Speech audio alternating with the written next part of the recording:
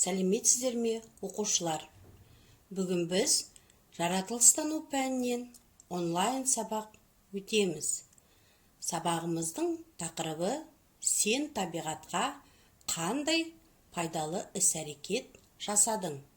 Сабақтың мақсаты табиғатқа зиян келтіру ықтимал жағдаяттар мен іс-әрекеттерді анықтау. Балалар, табиғат туралы қысқаша тоқталып өтейік. Табиғат бізді қоршаған орта. Ол өздігінен пайда болған әсем дүние. Табиғаттағы жан-жануарлардың мүйізінен, өсімдіктердің тамырынан дәрі-дәрмектер жасаймыз. Біз киетін киімдер, оқитын кітаптар және де жейтін тағамдарымыздың бәрі де табиғаттан алынған. Сондықтан балалар, біз табиғатты қорғап, оны қамқорлап, пайдалы іс-әрекеттер жасауымыз керек.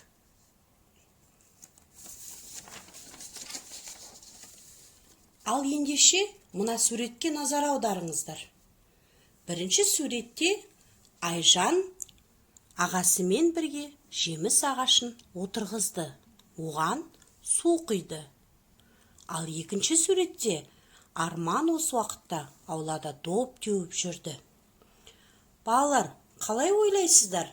Бұл екі баланың қайсының іс-әрекеті табиғатқа пайдалы? Дұрыс айтасыздар.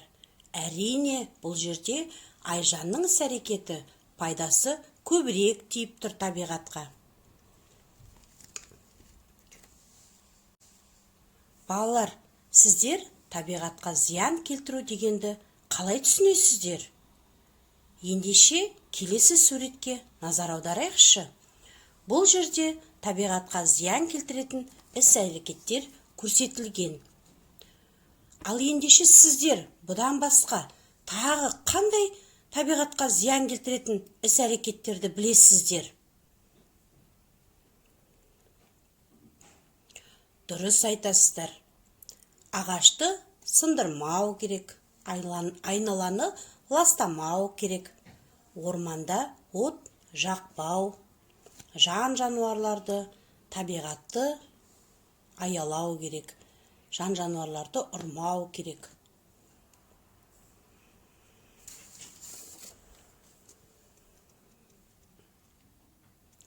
Балалар, біз табиғатқа зиянды іс-әрекеттерді атадық. Ал ендеше, сен табиғатқа қандай пайдалы іс-әрекет жасар едің?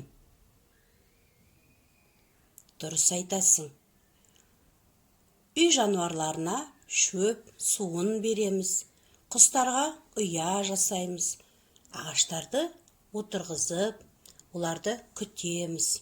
Сонымен балалар, біз табиғатқа пайдалы іс-әрекеттерді жасап, табиғатты қорғап, қамқорлап, аялауымыз керек екен. Осы біздің табиғатқа деген пайдалы іс-әрекеттеріміздің бірі болып есептеледі екен. Бүгінгі сабағымыз аяқталды. Назарларыңызға рахмет.